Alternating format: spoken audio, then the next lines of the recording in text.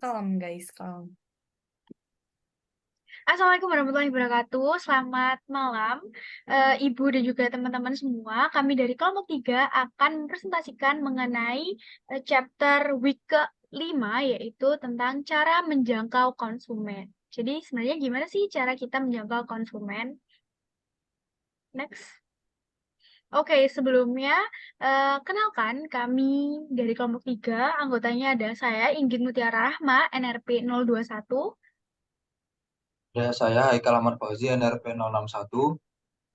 Ya, perkenalkan semuanya. Saya Lifty Milanka, NRP 70.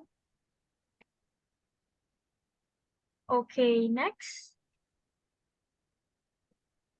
Nah, di sini untuk outline presentation-nya, yang pertama adalah penggunaan digital antropologi, terus yang kedua ada STP pada pasar desa, yang ketiga ada analisis Porter's Five Force, dan juga yang terakhir adalah degrees of market segmentation. Next. Nah, sebelum kita membahas lebih jauh, penting banget nih kita mengetahui dasar dari antropologi.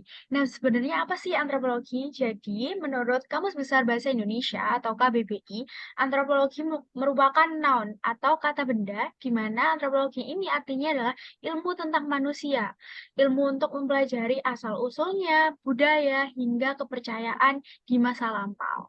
Nah, terus gimana sih antropologi digital itu? Jadi, next. Antropologi digital itu simpelnya adalah hubungan atau perilaku manusia ini dengan dunia digital. Nah, untuk mengetahui antropologi digital perlu banget buat kita melakukan pendekatan secara kualitatif untuk menganalisis, untuk mengamati, sama untuk membuat penafsiran atas data yang ada di dunia digital atau data secara online. Nah, datanya itu bermacam-macam, bisa berupa foto, video, teks, atau bahkan gambar. Nah, terus untuk melakukan antropologi digital, sebenarnya pendekatan apa sih yang kita lakuin? Jadi pendekatannya itu ada 3 nih ya teman-teman. Yang pertama adalah social listening. Kalau misalkan teman-teman tahu, metode ini adalah metode yang berhubungan sama alat-alat ataupun software yang digunakan untuk memantau, mengukur, hingga mengevaluasi percakapan online dari orang-orang ini di media sosial khususnya. Nah, kalau misalkan teman-teman tahu media sosial yang sekarang berkembang itu ada Instagram, Facebook, atau sekarang yang lagi rame banget itu adalah TikTok. Nah, teman-teman, untuk social listening ini fungsinya adalah untuk mengetahui opini, terus juga kebutuhan sama preferensi konsumen kita terhadap suatu brand atau merek tertentu. Contohnya, di sini ada Originode melakukan pelacakan setiap komentar, ulasan, atau pembicaraan yang mencakup produk mereka di TikTok. Kalau misalkan teman-teman tahu ya, Originode itu adalah produk skincare yang difokuskan atau segmentasinya itu ke orang-orang kayak kita nih ya, cewek-cewek yang pengen skincarean tapi dengan harga murah. Dan pemasaran di Originate ini difokuskan di TikTok. Jadi, penting banget buat Originate ini melakukan pelacakan atau melihat setiap komentar dari video yang mereka upload. Terus juga melihat review-review dari produk mereka di TikTok Shop. Dan reviewnya ini either dia itu positif atau negatif. Kalau misalkan negatif berarti perlu banget dari social listening atau pendekatan secara kualitatif ini kita melakukan develop produk kita ke depannya. Bisa dari produknya atau mungkin dari pelayanannya nih ya teman-teman. Kalau misalkan di original bagus nih produknya, ternyata pas sampai itu pecah karena bubble wrapnya yang kurang tebal. Jadi kita harus meningkatkan dari segi safetyness produknya itu. Jadi either dia produk ataupun dari aspek-aspek lain. Next. Yang kedua adalah etnografi. Etnografi itu adalah metode yang hubungannya itu erat sama etnografi atau perilaku manusia untuk meneliti suatu kumpulan manusia atau juga komunitas nih biasanya yang sering disebut komunitas gitu ya. Karena kalau misalkan kita kita tahu ya, komunitas itu memiliki karakteristik, norma-norma, budaya yang berbeda-beda antara satu dan juga yang lain. Sehingga tujuan dari metode etnografi ini adalah untuk mengetahui budaya dan juga value dari suatu komunitas tertentu terhadap proses percakapan mereka sehari-hari dalam dunia maya atau dunia digital gitu. Terus juga di etnografi ini aktivitas yang dilakukan itu ada dua tipe, ada yang berpartisipasi secara aktif dan juga secara pasif. Jadi orangnya itu kalau aktif ya udah ngobrol di situ kayak komen-komen, terus juga saling nyemangatin. Kalau misalkan pasif ya udah join di komunitas, tapi mereka itu diem aja. Kalau biasanya teman-teman ada circle gitu ya, ada satu orang yang emang biasanya scene-nya itu kelihatan terus, itu dia yang pasif. Tapi kalau misalkan ada yang kayak ngobrol gitu-gitu, itu yang aktif.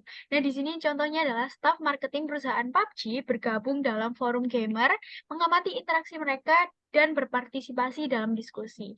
Jadi, staf marketingnya ini masuk di forumnya, terus nganalisis sebenarnya gaya bahasanya itu gimana, gaya bahasa gaul, santai, atau ya apa. Terus nanti, dari gaya bahasa itu bisa kita formulasikan jadi, strategi marketingnya. Sebenarnya, gaya bahasa yang gimana sih biar bisa relate nih sama, konsumen atau target market kita terkait produk kalau misalkan di sini adalah PUBG gitu. Next. Terus juga yang metode terakhir adalah empathic research, di mana empathic research ini berhubungan sama pendekatan empati atau interpersonal suatu individu, di mana kita menggunakan empathic research ini untuk mengetahui pengalaman, emosi, terus juga motivasi pelanggan dalam menggunakan suatu produk atau brand tertentu. Nah, metode ini itu digunakan untuk menciptakan produk atau mendevelop suatu produk yang nantinya bisa menjadi solusi untuk memenuhi kebutuhan dari konsumennya. Contohnya di sini ada UX designer melakukan wawancara secara mendalam terkait penggunaan aplikasinya. Apakah aplikasi ini mudah dipakai, terus juga UI-nya itu baik, menarik buat uh, biar mereka itu nggak bosen kalau misalkan pakai aplikasi itu, terus juga experience-nya kayak gimana, itu sangat penting banget di empathic research. Next. Nah, teman-teman, kalau misalkan kita udah belajar tentang pendekatannya, kita penting banget nih ya sebagai suatu perusahaan untuk mengadopsi yang namanya Six Attributes of Human-Centric Brand. Jadi, biar brandnya kita itu lebih mengena di dalam benak si customer-nya. Nah, di sini ada 6. Yang pertama adalah physicality, atau di sini lebih menekankan pada appearance. Kalau misalkan brand itu punya appearance-nya yang bagus, kayak misalkan logo, terus juga desainnya yang oke, maka si customer ini lebih kayak, oh, brand ini ciri khasnya bla bla bla gitu. Udah kayak terbenak, udah nginget-nginget gitu. Contohnya ada Apple ya, siapa yang nggak tahu Apple, logonya yang kayak apel tapi dimakan sedikit, terus juga desainnya yang simple tapi juga elegan, itu jadi salah satu atribut dalam human centric-nya. Terus ada intellectuality, di mana suatu brand itu harus memiliki pengetahuan lebih atau biasanya itu menekankan pada inovasi-inovasi. Contoh langsungnya ada Tesla. Jadi Tesla adalah produsen mobil ya teman-teman, punya Elon Musk kalau teman-teman tahu. Terus dia itu tetap berinovasi sepanjang seiring perkembangan zaman yang relevan gitu. Dia menggunakan atau menciptakan mobil listrik. Terus selanjutnya adalah sociability. Gimana sociability ini menekankan pada gimana suatu brand itu bisa berkomunikasi, bisa engage sama customer-nya.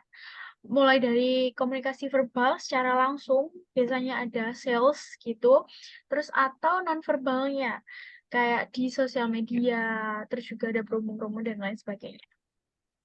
Untuk contohnya di sini ada Netflix ya teman-teman. Kalau misalkan di media sosial di Instagram itu Netflix gaya bahasanya itu santai, terus menekankan pada keluarga kayak gitu. Terus yang keempat di sini ada emotionality, di mana suatu brand ini memahami perasaan kita. Terus juga contohnya itu kayak Nike, kayak slogannya Just Do It.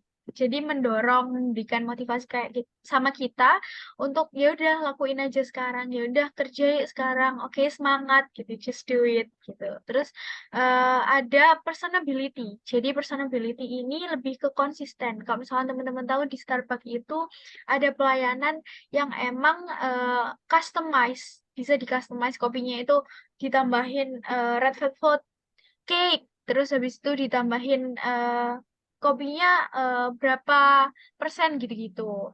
Nah, pelayanannya yang sesuai dengan selera pelanggan itu masuk ke personability.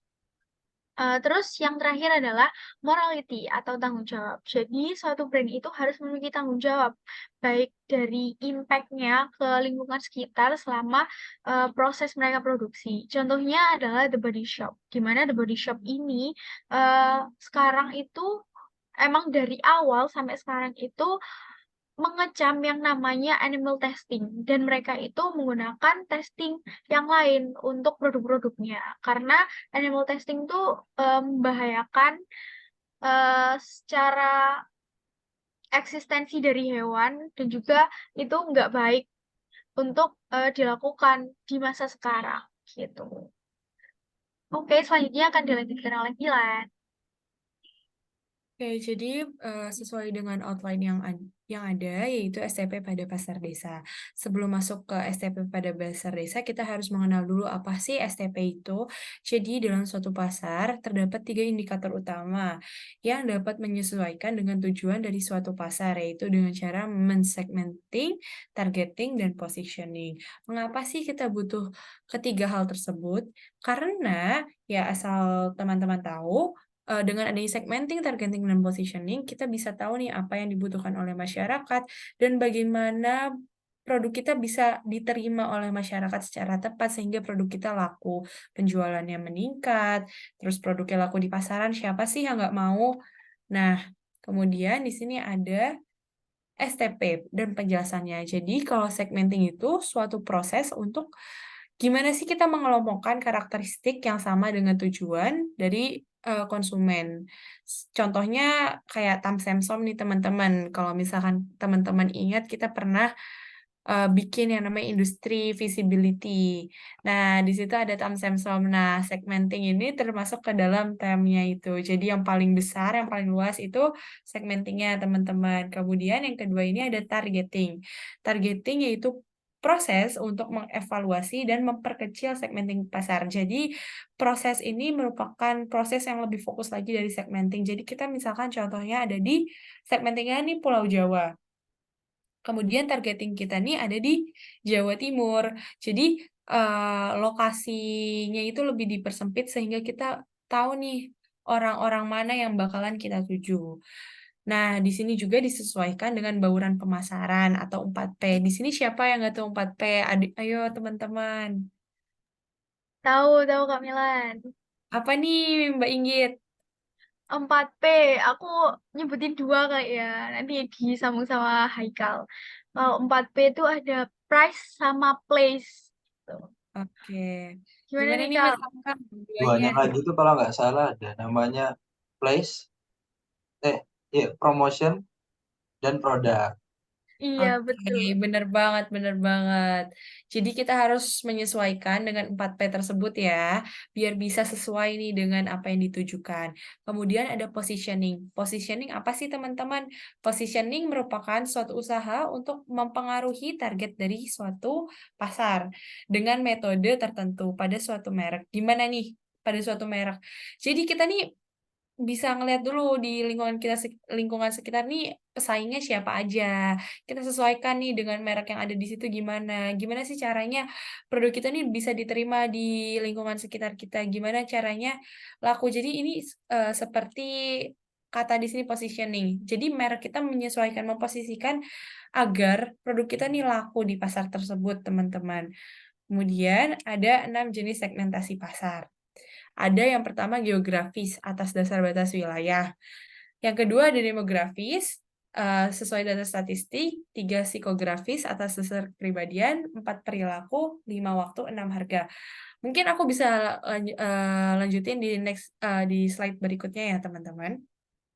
Nah, di sini, mungkin di slide sebelumnya itu ada 6, mungkin di sini lebih dipadatkan kembali menjadi 4 types of market segmentation. Nah, di sini ada geographic, ada region, county size, city size, population, sama climate. Kenapa? Karena di suatu wilayah tertentu kan kita mempunyai batas-batas wilayah ya.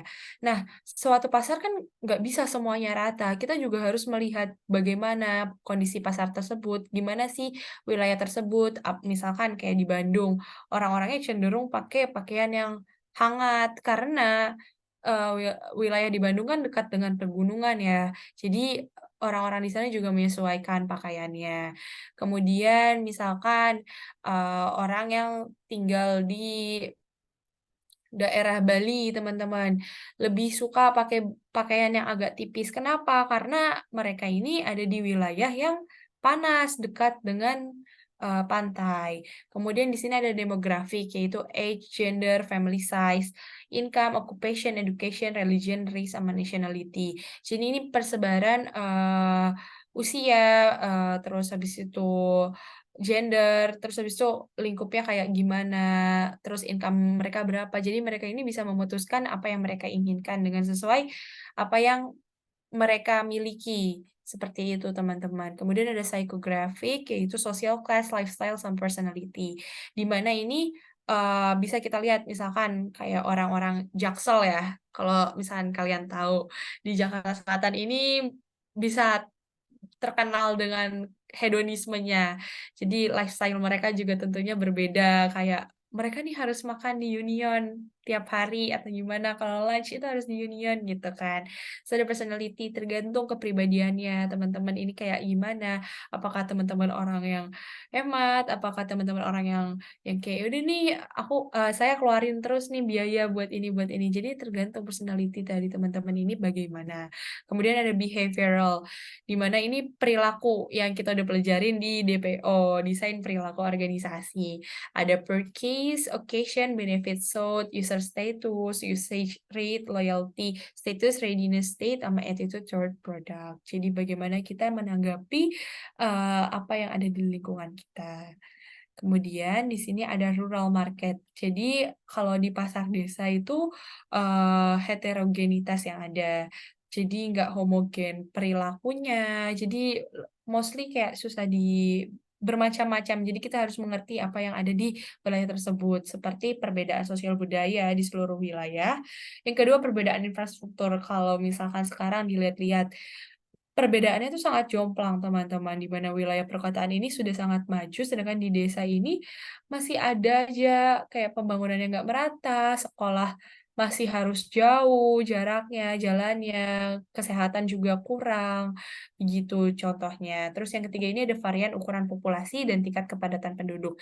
Jadi mostly kalau di pedesaan hanya satu titik tertentu yang ramai penduduk, jadi nggak merata. Jadi masih ada yang kayak, "Yaudah ini buat sawah-sawah doang, ini ya udah tempat penduduk doang."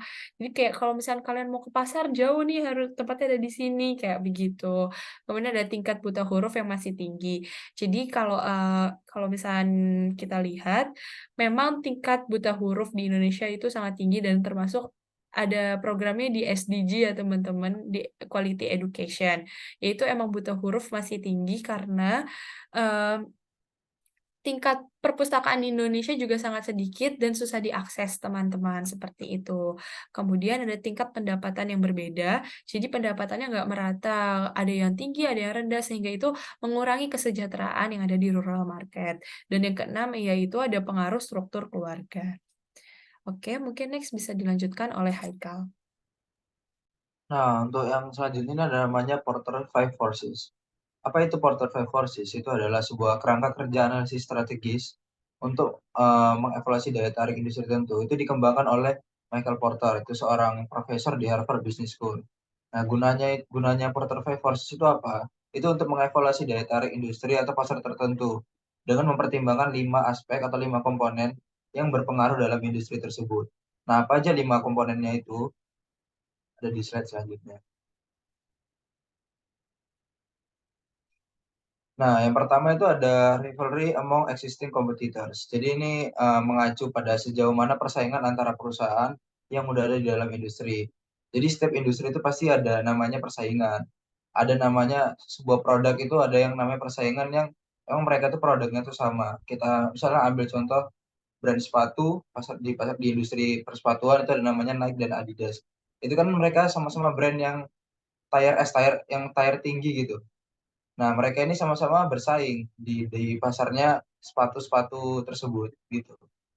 Nah, di situ mereka bisa mengembangkan inovasi, bisa mengembangkan promosi supaya mereka itu bisa memenangkan di pasar tersebut. Itu namanya ada persaingan di situ. Mungkin kalau misalnya kita ambil contoh di persaingan yang lebih rame, di pasar yang lebih banyak nih produknya, ada mungkin di seperti produk-produk teh dalam kemasan. Nah, itu kan kalau teh dalam kemasan tuh banyak banget tuh. Kalau misalnya kita lihat di Indomaret atau di Alfamart, itu banyak banget teh-teh dalam kemasan. Misalnya kayak contoh teh botol atau teh teh kotak atau fruity, itu kan banyak banget. Itu salah satu persaingan yang ada dalam industri. Nah, terus yang kedua itu ada namanya trade-off substitute products or services. Jadi ini ancaman yang muncul karena adanya produk atau layanan industri lain sebagai pengganti suatu produk atau layanan yang udah ada di pasar tersebut.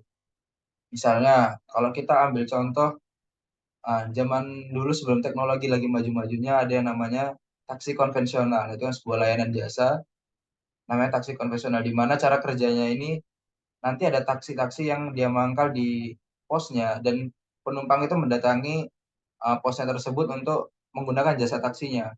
Nah, di zaman sekarang yang udah teknologi udah maju-majunya di mana masyarakat itu udah awam udah paham semuanya dengan namanya gadget. Nah, itu sekarang ada namanya taksi online. Nah, di mana taksi online ini bisa menggantikan, bisa menjadi substitusi layanan dari yang taksi konvensional. Yang di mana cara kerjanya itu lebih praktis, lebih efisien juga, di mana penumpang itu nggak perlu mendatangi pos-posnya untuk mendapatkan taksi, bisa langsung dipesan dari aplikasi. Itu salah satu contoh sebuah ancaman yang bisa menggantikan sebuah produk atau layanan. Terus yang ketiga itu ada namanya bargaining power of buyers. Jadi ini mencerminkan kemampuan pembeli untuk mempengaruhi harga, kualitas, atau syarat-syarat lain dalam suatu produk atau layanan yang lain. Jadi ini maksudnya di titiknya itu titik kekuatannya itu ada di buyers, ada di pembeli. Jadi misalnya dalam suatu pasar pembeli itu bisa membandingkan harga, bisa membandingkan kualitas dalam suatu produk. Jadi produk itu akan laku jika suatu pembeli itu mau membeli produk itu. Dan bagaimana produk ini bisa membuat pembeli itu tertarik. Kenapa kok patokannya pada pembeli? Ya ini contohnya di sini karena namanya itu bargaining power of buyers, kekuatan dari pembeli. Titik kekuatan laku atau enggaknya produk, menarik atau enggaknya produk itu dari pembeli gitu. Terus next slide. Nah, kalau yang tadi bargaining power of buyers, sekarang ada bargaining power of suppliers. Jadi ini tuh mengacu kepada kemampuan pemasok untuk mempengaruhi harga, kualitas atau pasokan bahan baku kepada perusahaan dalam industri tersebut. Jadi di sini itu kasusnya adalah ketika misalnya suatu produk atau suatu jasa itu menggunakan supplier atau menggunakan layanan dari pihak lain. Jadi dia menggunakan pihak lain itu sebagai pemasoknya gitu. Nah, di sini titik kekuatannya itu ada di pemasok. Jadi pemasoknya itu harus bisa uh, mendapat memproduksi kualitas yang bagus, terus harga yang sama standar dengan pasar. Jadi kayak jadi yang menetapkan aturan-aturan ini adalah dari supplier, dari pihak supplier. Jadi toko-toko ini nggak punya kuasa atas produknya ini. Jadi yang punya kuasanya itu adalah di supplier. Jadi supplier ini bisa menentukan harga, bisa menentukan kualitas, bahkan menentukan aturan-aturan yang mungkin menyulitkan bagi toko untuk menjual barang-barang tersebut gitu. Nah, terus untuk yang terakhir itu ada trade of new entrants. Jadi ini sebuah ancaman yang timbul ketika ada potensi masuknya pesaing baru dalam industri yang sudah ada. Nah, jadi misalnya kita ambil contoh kayak hmm, ada produk yang misalnya dia ini kita ambil produk di otomotif, ambil contoh di otomotif. Jadi di dalam otomotif ini kan ya jual misalnya kayak produk mobil itu kan ya udah ini mobil-mobil aja gitu. Mobil-mobil yang mungkin inovasinya itu ada di desain atau di desain yang berbeda, fitur-fitur yang berbeda. Nah, kemudian muncullah satu pendatang baru yang dia itu produknya itu menggunakan mobil yang berbahan bukan berbahan bakar minyak, melainkan menggunakan listrik. Misalnya Tesla gitu. Tesla ini masuk ke dalam industri permobilan, industri otomotif itu mengancam produsen-produsen lain itu uh, untuk produknya itu kemungkinan di masa depan itu nggak laku lagi karena dia menggunakan bahan bakar minyak yang mungkin nggak ramah lingkungan. Sedangkan mobil listrik itu dia itu ramah lingkungan, terus dia lebih efisien juga dan lebih lebih menarik lah di mata masyarakat gitu. Nah, ini sebuah ancaman yang timbul ketika misalnya suatu produk yang baru, yang lebih inovatif, yang lebih kreatif, dan lebih sejalan dengan zaman, mengalahkan produk-produk lain yang udah di industri yang udah lama gitu. Nah, ancaman ini bisa sebaliknya, bisa kena di pesaing yang baru masuk itu tersebut. Jadi misalnya kayak ada sebuah industri itu, dia tuh udah lama, udah dari zaman dulu dia udah apa ya, udah bermain lah dalam industri itu. Beberapa produk-produk di situ udah bermain di dalam industri itu. Tapi kemudian ada produk baru yang baru masuk. Tapi yang kalah itu produk barunya. Kenapa? Mungkin karena uh, ada produk baru itu nggak berinovasi, produk-produk itu nggak kreatif dan nggak ada hal baru yang bisa ditunjukkan di dalam industri itu. Sehingga pemenangnya itu masih ada di industri yang lama, yang produk barunya itu bisa tersingkir. Nah, itu salah satu juga contoh ancaman dari masuknya produk baru. Jadi yang bisa kena itu bukan cuma produk-produk yang lama, bukan cuma industri-industri yang lama, melainkan industri-industri yang baru juga bisa kena. Gitu. Oke, untuk selanjutnya bisa dilanjutkan. Nah, selanjutnya di sini ada degrees of segmentation atau derajat segmentasi yang dibagi jadi 5 nih ya teman-teman. Yang pertama adalah mass marketing, di mana mass marketing ini adalah pemasaran yang dilakukan secara massal. Jadi orang-orang yang ada di mass marketing ini biasanya itu homogen. Jadi perlakuan dari marketernya ke konsumennya itu adalah perlakuan yang sama dari karakteristik, terus juga perilaku, ada pola konsumsinya itu sama. Terus juga selanjutnya ada segmen marketing atau pemasaran yang dilakukan secara diferensiasi atau udah lebih mengerucut nih. Kalau misalkan kita membahas satu brand yang ada di Jogja ya teman-teman, ada yang namanya bakpia. Nah, bakpia itu ditargetkan kepada ibu-ibu aja. Kalau di mass marketing, ibu-ibu itu masuk di sini. Tapi kalau di segmen marketing, di sini lebih terperinci lagi, didefinisikan kalau misalkan ibu-ibunya itu behavior-nya adalah orang-orang yang notabene suka traveling atau suka beli oleh-oleh gitu. Nah, jadi kalau mass marketing ini dia itu ruang lingkupnya gede, kalau segmen marketing dipilah-pilah lagi. Sebenarnya ibu-ibu yang apa yang suka masak, yang suka belanja, yang suka apa itu dipilah-pilah lagi. Terus yang ketiga di sini ada niche marketing, di mana niche marketing ini difokuskan kepada pelanggan tertentu untuk memenuhi kebutuhannya, keinginan, dan memiliki karakteristik yang spesifik. Contohnya ada ruang guru ya teman-teman. Kalau misalkan teman-teman tahu target market mereka adalah kalangan usia anak sekolahan mulai dari mungkin anak SD 7 tahun sampai ke 16 tahun nih, sampai SMA. Nah, anak-anaknya itu adalah anak-anak sekolahan yang memang pengen mendapatkan pembelajaran secara lebih lanjut, tapi mereka itu nggak pengen untuk keluar rumah. Mereka pengennya yang accessible, yang bisa diakses di HP gitu. Jadi niche marketing tuh lebih ngerucut lagi. Emang udah pasarnya emang di situ aja gitu, pelayanannya buat anak sekolahan gitu. Next. Nah, untuk selanjutnya ini ada namanya local marketing. Jadi local marketing ini pemasaran dilakukan pada customer yang telah ditargetkan di dalam lingkungan-lingkungan tertentu. Misalnya kita ambil contoh kayak misalnya di Malang. Di Malang itu ada ciri khasnya di Malang itu mungkin ada apel Malang. Nah, di mana apel-apel Malang itu cuma ada dijual di Malang. Nah, itu salah satu contoh local marketing di mana kayak produsen-produsen apel Malang itu cuma menjual apel-apelnya itu ada di Malang, mungkin di toko-toko yang ada di Malang dan nggak ada di lingkungan lain. Karena dia udah ditargetkan untuk dijual di lingkungan itu. Nah, itu salah satu local marketing.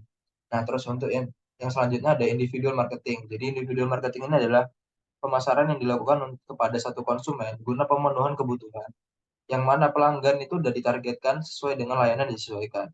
Jadi misalnya kalau kita ambil contoh itu, nah mungkin kalau kita sebagai pengguna operator Telkomsel ya, itu biasanya ada namanya penawaran khusus. Nah penawaran khusus ini biasanya setiap pelanggan itu dapat penawaran khusus yang berbeda-beda dan nggak setiap orang tuh dapat penawaran yang sama.